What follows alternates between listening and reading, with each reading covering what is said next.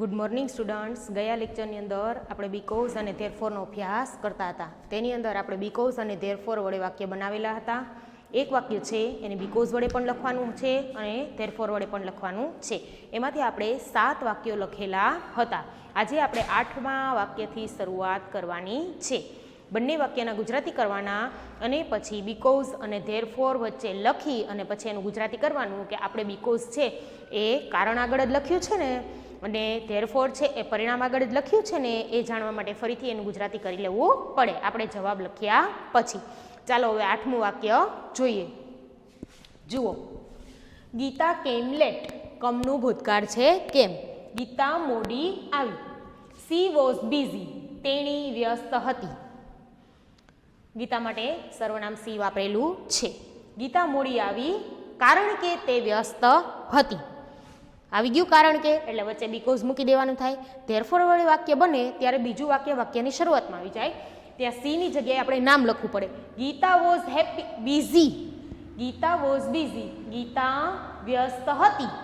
Therefore તેથી C કેમ late. તે મોડી આવી. સમજાણું? આવી રીતે આપણે બીજા 7 વાક્ય કર્યા હતા ને ગયા લેક્ચરમાં. એ જ રીતે 8, 9 અને 10 લખવાના છે. ચાલો 8મું વાક્ય મારી સાથે લખશો. ગીતા કેમ લેટ. ગીતા મોડી આવી.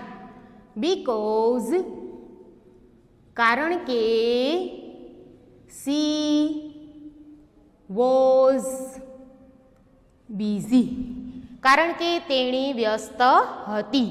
ધેરફોર વડે વાક્ય લખશું ત્યારે બીજું વાક્ય વાક્યની શરૂઆતમાં આવશે પણ સર્વનામ સી વાપરેલું છે ત્યાં આપણે નામ લખીશું ગીતા. Gita was busy. ગીતા વ્યસ્ત હતી. કોમા ધેરફોર તેથી બીજું વાક્ય લખીશું પણ ગીતા છે ત્યાં આપણે શું લખીશું? સર્વનામ. સી કેમ લેટ. તેથી તેણી મોડી આવી.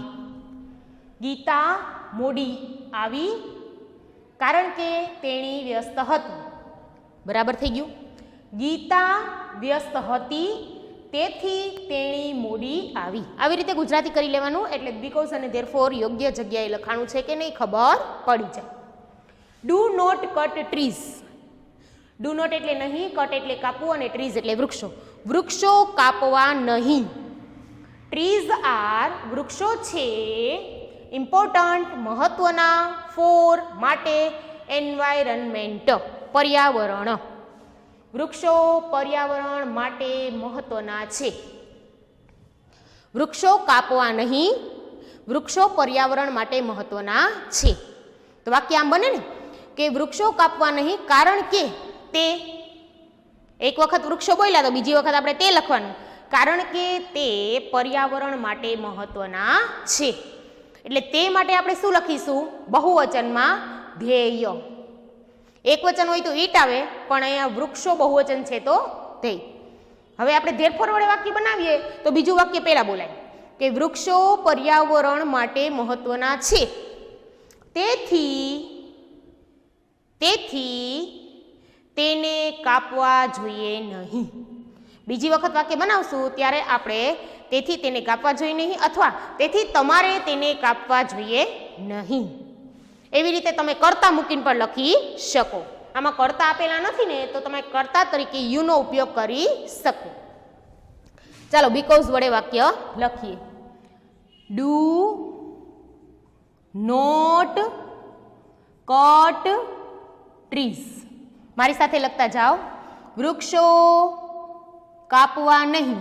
બીકોઝ કારણ કે they are important for environment. વૃક્ષો કાપવા નહીં કારણ કે તે પર્યાવરણ માટે મહત્વના છે. હવે ધેરફોરથી વાક્ય લખીશું તો બીજું વાક્ય પહેલા લખો, trees are important for environment. Therefore, તેથી you should not cut them. CUT cut. હવે મેં શું કર્યું છે, પહેલું વાક્ય બરાબર લખ્યું છે, પછી ધેરફોર પછી ડુ નોટ કટ ધેમ એવું લખવાની જગ્યાએ મેં એમાં કરતા લખી નાખ્યા છે કે તમારે તેને કાપવા જોઈએ નહીં. શુડ જ્યારે વપરાય ત્યારે એ ફરજ દર્શાવે છે. પછી કોઈ આપણને સલાહ આપે છે તો આ સલાહ છે ને કે વૃક્ષો છે એ પર્યાવરણ માટે મહત્વના છે, તેથી તમારે તેને કાપવા જોઈએ નહીં. એટલે મેં અહીં શુડ વાપરેલું છે. બરાબર, સલાહ આપો છો. હવે તમે આમાં તમે યુ શુડ ન વાપરો અને ધેરફોર ડુ નોટ કટ ધેમ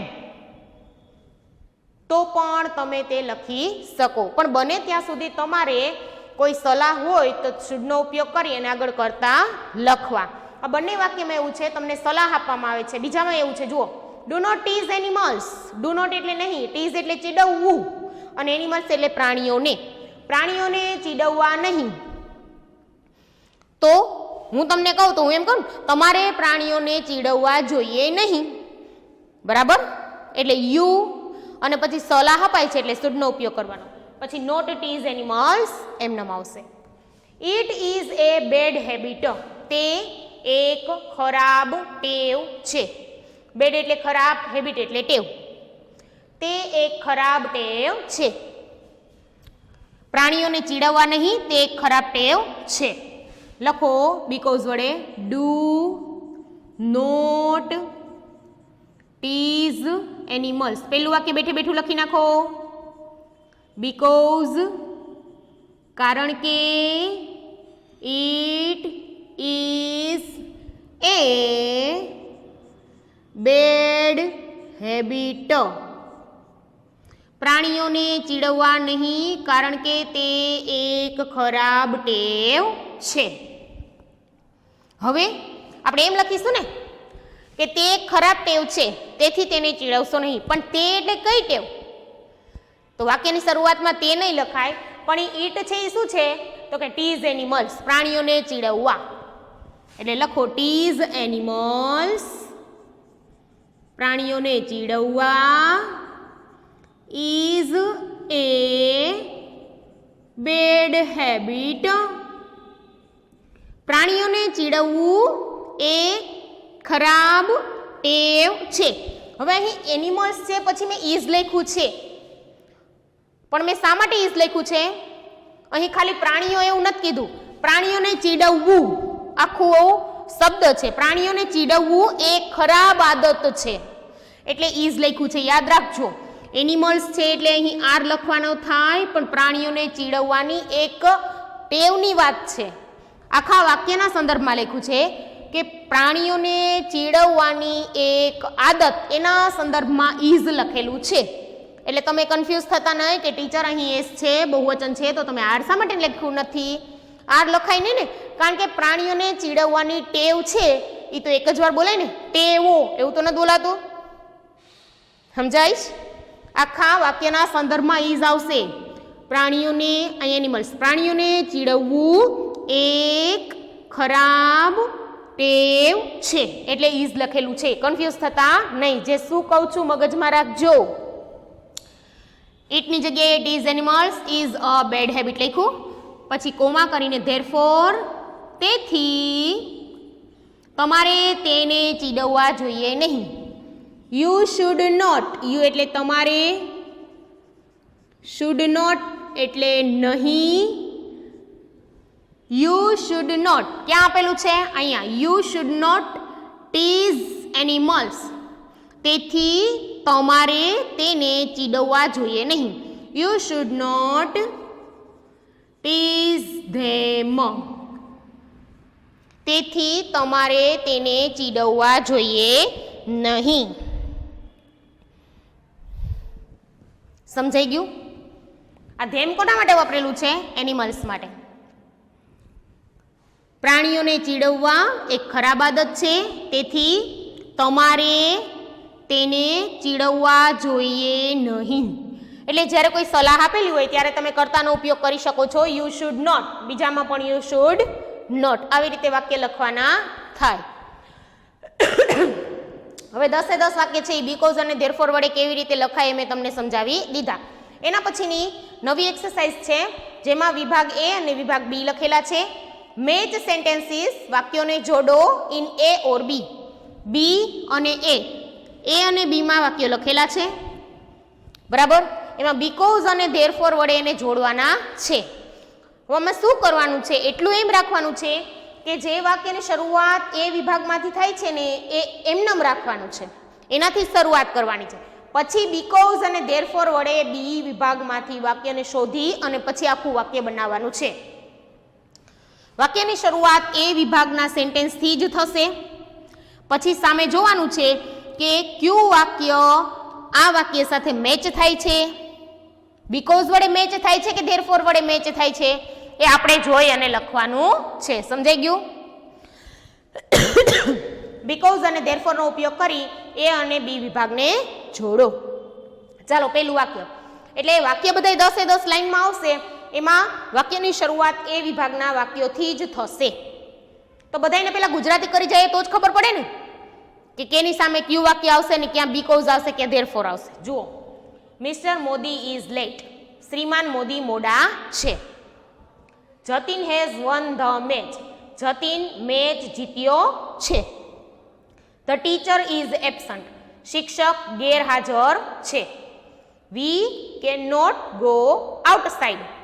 આપણે બહારની બાજુ જઈ શકીએ નહીં. આપણે બહાર જઈ શકીએ નહીં. Nitin is not well. Not well એટલે સારું નથી. નીતિનને સારું નથી એટલે કે નીતિનની તબિયતની બાબતમાં વાત કરેલી છે. નીતિન માંદો છે એમ. નીતિનને સારું નથી. Bharat can not call his mother. Bharat તેની માતાને કોલ કરી શકે નહીં.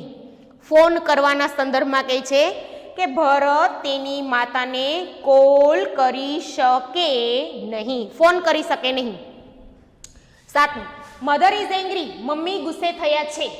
8, I can not come for the picnic. હું પિકનિક માટે આવી શકું નહીં. હું પિકનિક માટે આવી શકું નહીં. Nita is happy. નીતા ખુશ છે. ગ્રેન્ડફાધર દાદાજી ઇઝ છે ટાયર્ડ. થાકેલા. દાદાજી થાકેલા છે. હવે આનાથી જ વાક્યની શરૂઆત કરવાની, બરાબર. પછી બીકોઝ આવે કે ધેરફોર આવે એ આ 10 માંથી શોધી અને પછી લખવાના. એવું જ નથી કે પહેલાની સામે પહેલું, તો પછી એવું કહેવાય જ નહીં કે એ સાથે બીને જોડો. યોગ્ય વાક્ય યોગ્ય સાથે જોડવાનું છે. She has got a new medal. New bicycle છે. તેણીએ નવી સાયકલ મેળવી છે. સી આપેલું હોય તો કોઈ પણ છોકરી કે કોઈ પણ બેનના નામ પાછળ આવશે, એ આપણે જોવાનું છે, બરાબર. એમાં પછી મિસ્ટર મોદી ને અહીંયા પછી બીકોઝ કે ધેરફોર કરીને સી લખો તો હાલે નહીં. હી has lost his mobile phone. તેણે તેનો મોબાઈલ ફોન ખોઈ નાખ્યો છે અથવા ખોવાઈ ગયો છે. તેનાથી તેનો મોબાઈલ ફોન ખોવાઈ ગયેલો છે. આઈ have to look after my mother. મારે મારા મમ્મીની સાર સંભાળ રાખવાની છે. લુક આફ્ટર એટલે ધ્યાન રાખવું, કાળજી રાખવી, સાર સંભાળ રાખવી.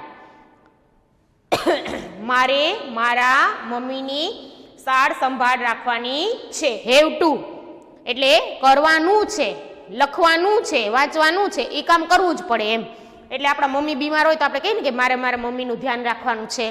ત્યારે હેવ ટુ પછી ક્રિયાપદ આવશે. લુક આફ્ટર, ધ્યાન રાખવું, સાર સંભાળ રાખવી, કાળજી રાખવી. You have not cleaned your room, તમે તમારો રૂમ સ્વચ્છ કર્યો નથી. હેવ નોટ નથી, તમે તમારો રૂમ સ્વચ્છ કર્યો નથી. હી મિસ્ડ ધ બસ, તે બસ ચૂકી ગયા. હી વિલ ટેક રેસ્ટ, તે ટેક એટલે લેવો, રેસ્ટ એટલે આરામ, અને વિલ છે એ ટેક સાથે છે એટલે લેશે. તે આરામ લેશે એમ ન બોલાય, તે આરામ કરશે. He will not come to school, તે શાળાએ આવશે નહીં. વિલ આપેલું છે એટલે ભવિષ્ય કાળ, વિલ કમ આવશે, પણ નોટ આપેલું છે એટલે આવશે નહીં. તે શાળાએ આવશે નહીં. હી વિલ ગેટ, તે મેળવશે એ ગોલ્ડ મેડલ, એક સોનાનું મેડલ. તે ગોલ્ડ મેડલ મેળવશે. There will be no test today, there વાક્યની શરૂઆત કરવા માટે હોઈ શકે. ટુડે એટલે આજે, ટેસ્ટ એટલે પરીક્ષા, નો એટલે નથી, બી એટલે હોવું. આજે ટેસ્ટ હશે નહીં. વિલ છે ને એટલે ભવિષ્યકાળ છે કે આજે પરીક્ષા નહીં હશે, આજે પરીક્ષા હશે નહીં. ઇટ ઇઝ રેઇનિંગ, વરસાદ પડી રહ્યો છે. રેઇન એટલે વરસાદ પડવો, આઈએનજી એટલે પડી રહ્યો, અને ઇઝ એટલે છે. ઇટ છે એ શરૂઆત કરવા માટે. વરસાદ પડી રહ્યો છે. હવે ખબર પડી ગઈ 10 એ 10 ના ગુજરાતી. હવે આપણે પેલું વાક્ય જોઈએ. શ્રીમાન મોદી મોડા છે. હવે શું હોય? મોડા શા માટે છે? કારણ કે તે બસ ચૂકી ગયા. બરાબર, બેસી ગયું ને બંધ એટલે પેલાની સામે પાંચમું લખો. મારી આરે જ લખતા જાજો. Mister Modi is late, mister Modi is late because, કારણ કે, હી મિસ્ડ ધ બસ. શ્રીમાન મોદી મોડા છે કારણ કે તે બસ ચૂકી ગયા. એટલે આ પેલું છે એની સામે કયું આવી ગયું? પાંચમું. બરાબર. બીજું, Jatin has won the match, Jatin match જીત્યો છે. જતીન છે એ મેચ જીત્યો છે. તો હવે કયું વાક્ય આવશે? હા, જતીન મેચ જીત્યો છે, તે ગોલ્ડ મેડલ મેળવશે. જતીન મેચ જીત્યો છે તેથી તે ગોલ્ડ મેડલ મેળવશે. થઈ ગયું ને બરાબર? લખો. Jatin has won the match, won the match. Comma therefore વાળા વાક્યમાં ધેરફોરની આગળ કોમા કરાય છે. ધેરફોર, તેથી. આઠમું વાક્ય, he will get a gold medal. Jatin match જીત્યો છે તેથી તે ગોલ્ડ મેડલ મેળવશે. થઈ ગયું? એટલે આ બીજું વાક્ય છે, તેની સામે આઠમું આવી ગયું છે, ધેરફોર વડે લખ્યું છે. ત્રીજું, ધ ટીચર ઇઝ એબસન્ટ, શિક્ષક ગેરહાજર છે. હવે એવું કયું વાક્ય છે શિક્ષકને લગતું? હા, જો શિક્ષક ગેરહાજર છે તેથી આજે ટેસ્ટ હશે નહીં. શિક્ષક ગેરહાજર છે તેથી આજે ટેસ્ટ હશે નહીં, એમ જ વાત થાય ને. તો ત્રીજા વાક્યમાં લખશું આપણે નવમું, the teacher is absent. The teacher is absent. શિક્ષક ગેરહાજર છે. Therefore, તેથી. નવમું વાક્ય લખો. There will be. Will be એટલે હશે. No એટલે નહીં. ટેસ્ટ એટલે ટેસ્ટ અને ટુડે એટલે આજે. તેથી આજે ટેસ્ટ હશે નહીં. એટલે ત્રીજા વાક્યની સામે આવશે નવમું, અને એ આપણે ધેરફોર વડે જોડેલું છે. એટલે તમને ઓટોમેટિક ખબર પડી જશે કે ટીચરની બાબત છે તો ટેસ્ટની જ વાત હોય. મેચ જીત્યો છે તો એને ગોલ્ડ મેડલ જ મળે, પછી મોડા છે તો બસ ચૂકી જ ગયા હોય. એવી રીતે એકબીજા સાથે વાક્ય છે એ કનેક્ટેડ વાંચીને કરવા પડે. We can not go outside, આપણે અથવા અમે.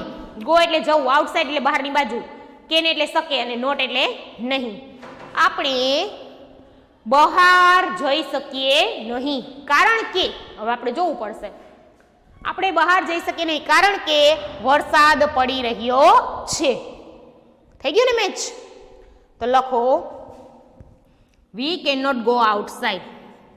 વી can not go outside because, કારણ કે. 10મું વાક્ય, ઇટ ઇઝ રેઇનિંગ. આપણે બહારની બાજુ જઈ શકીએ નહીં કારણ કે વરસાદ પડી રહ્યો છે. ચોથાની સામે આવ્યું 10મું અને એ આપણે બીકોઝ વડે લખેલું છે.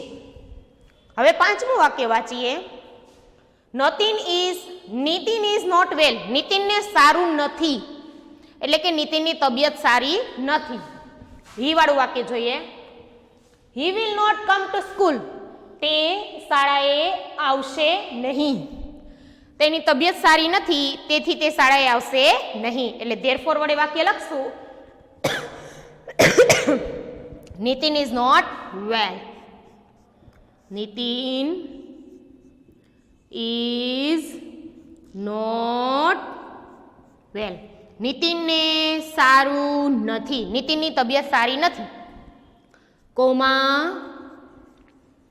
ધેરફોર, તેથી. 7મું વાક્ય લખો. He will not come to school.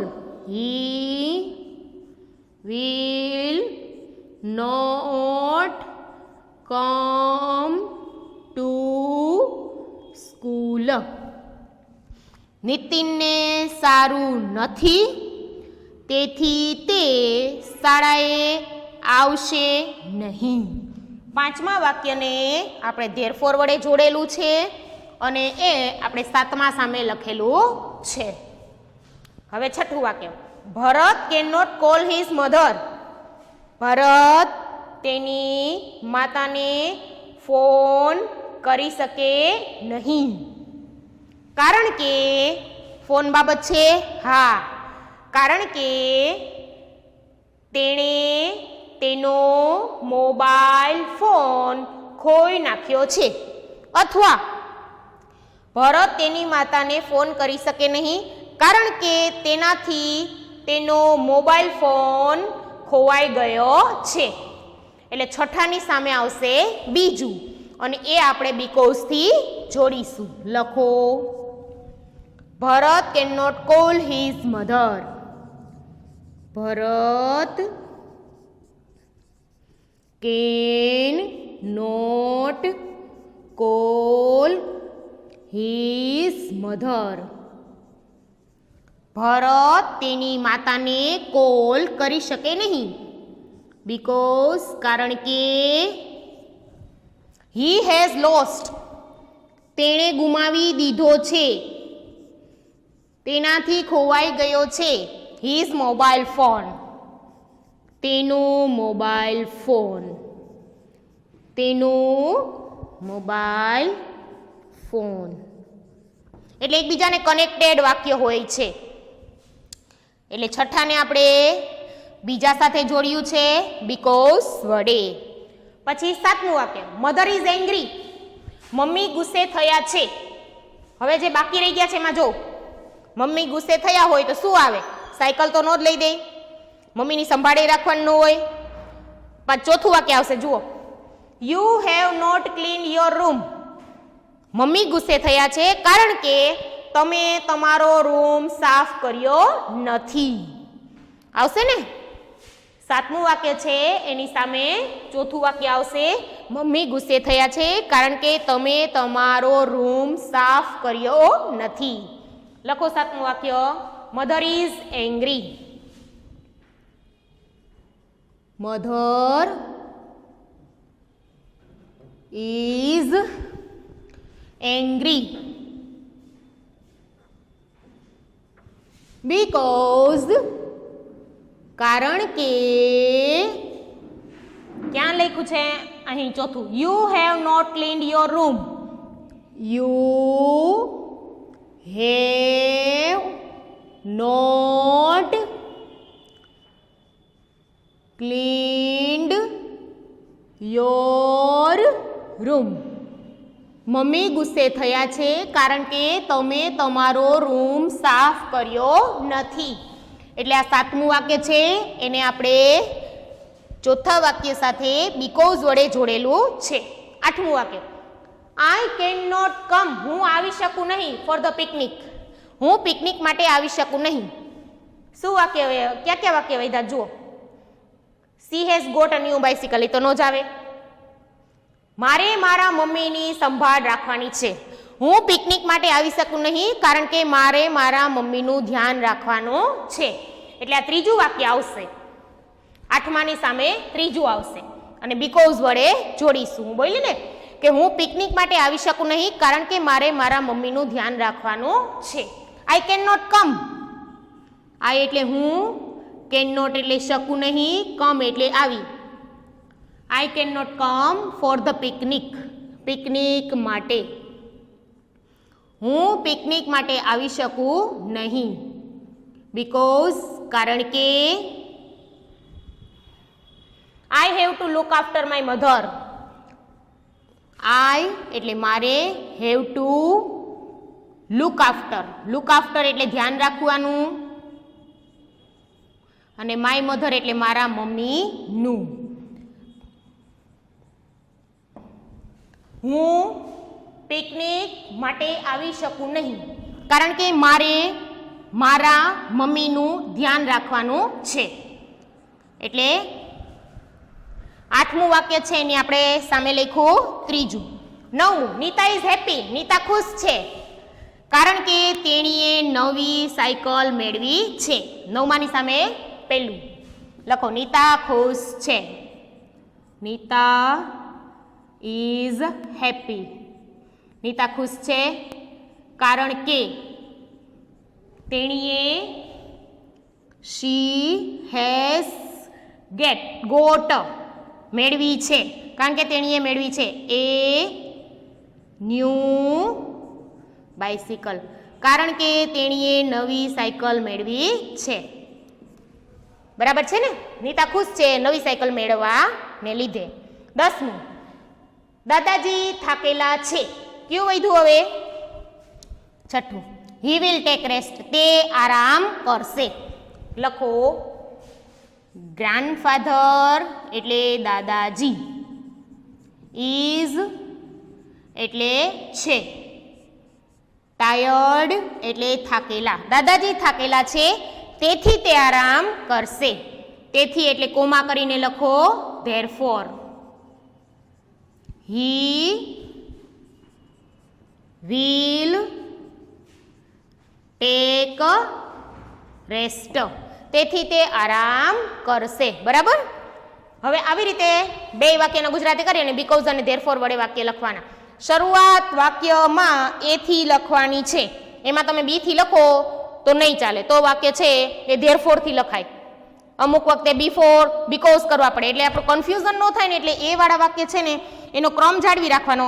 પછી સામેથી આપણે જવાબના વાક્ય સિલેક્ટ કરી અને ધેરફોર અને બીકોઝ વડે વાક્ય લખવાનું. બરાબર. આજના લેસનમાં તમારે આ જે કોષ્ટક મેં છે ને એ અને બી ને જોડેલું છે એ તમારે એકવાર લખીને આવવાનું છે. આ તમારો બીકોઝ અને ધેરફોરનો ચેપ્ટર છે અહીં પૂરું થાય છે. હવે આપણે આવતા લેક્ચરમાં મળીશું. ત્યાં સુધી ગુડ બાય સ્ટુડન્ટ્સ.